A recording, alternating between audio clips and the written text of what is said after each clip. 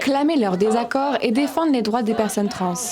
Ils étaient plusieurs dizaines à se réunir vendredi 19 novembre devant le Palais de justice de Montréal. Ce que je crains, c'est de ne pas être capable de faire mon changement de sexe parce que dans le fond, en ce moment, je suis en attente de faire mon changement de prénom et de mon changement de mention de genre parce que je suis une personne non-binaire, donc je vais avoir la mention X. Modifier les conditions de changement de prénom et d'identité de genre, c'est l'objet d'un des amendements qui fait polémique.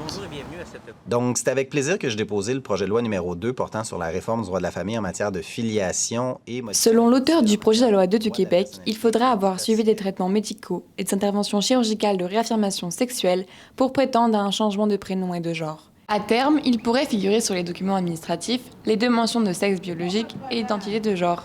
Une mesure transphobe sous l'association Aide aux trans du Québec. Donc, on devrait vraiment enlever l'expression identité de sexe parce que ça devient confondant et se résumer seulement à l'identité de genre. Donc, l'identité de genre, c'est pas seulement une question génitale, mais c'est aussi une question de l'identité intérieure. Une position que partagent certains politiques venus exprimer leur soutien.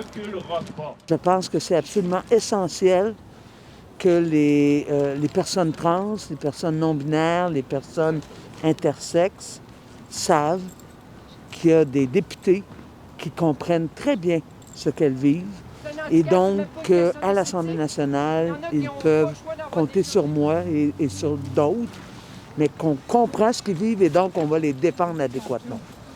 En attendant, le gouvernement québécois assure avoir entendu les critiques.